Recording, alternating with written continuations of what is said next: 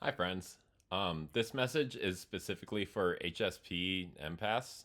So if that is not something that you're aware of or it doesn't connect to you, it might not be the message for you. But so HSP stands for hypersensitive people. Um, if you're an empath, you're already hypersensitive. If you're an HSP empath, then like you feel everything all the time, constantly, everywhere. It's kind of a lot of energy to take on. The one thing that I think is important to identify, and the whole reason why I'm making this video, is because before you're self realized as like an empath or an HSP, you have been put in many circumstances over and over again, be in relationships or jobs or lifestyles, living situations, family life dynamics, whatever, that very much enabled your energy to be the source of creation for other people. So what that means is your your love, your light, the way that you carry yourself, your desire for everyone having what's best for them all the time, sometimes at the expense of yourself, very much fueled a lot of the people who had you in one-way relationships or kind of connections that would take more energy from you than they would give back to you.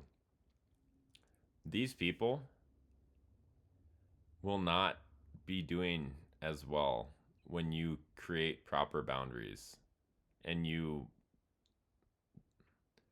I think the term they use is cord cutting, but honestly it comes down to like praying and setting your intention to like no longer be aligned with those who are trying to utilize your energy for selfish and ego gain.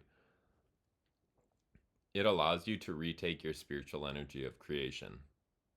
It allows you to reconnect with God. And it allows you to basically start to determine which connections do you care to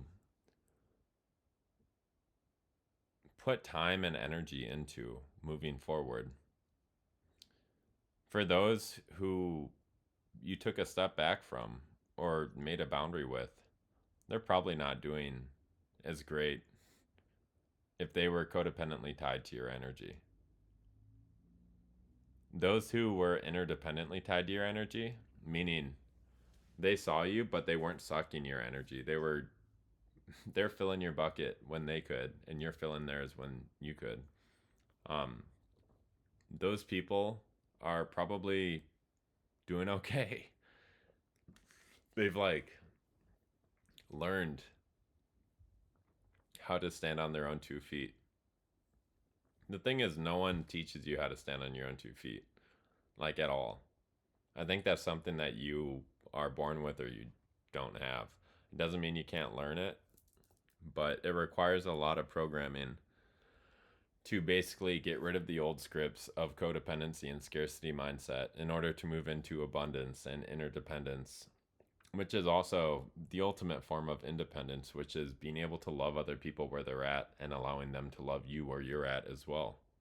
It's absolutely beautiful. While an awesome couple walked by my house, they've been married for a long time. It's beautiful. So, long story short, when you take your energy back, expect retaliation. Humans love comfort more than anything. And when someone like you provided comfort for another person, when you provided them escape from anxiety and escape from fear of death, escape from fear of not being enough, escape from fear of people not loving or caring about them in the way that they've never learned to love and care about themselves, you can expect there to be a bit of universal correction. For your protection is no longer extended to those people. It is being pulled within. As opposed to expansion, you compress. You bring your energies close.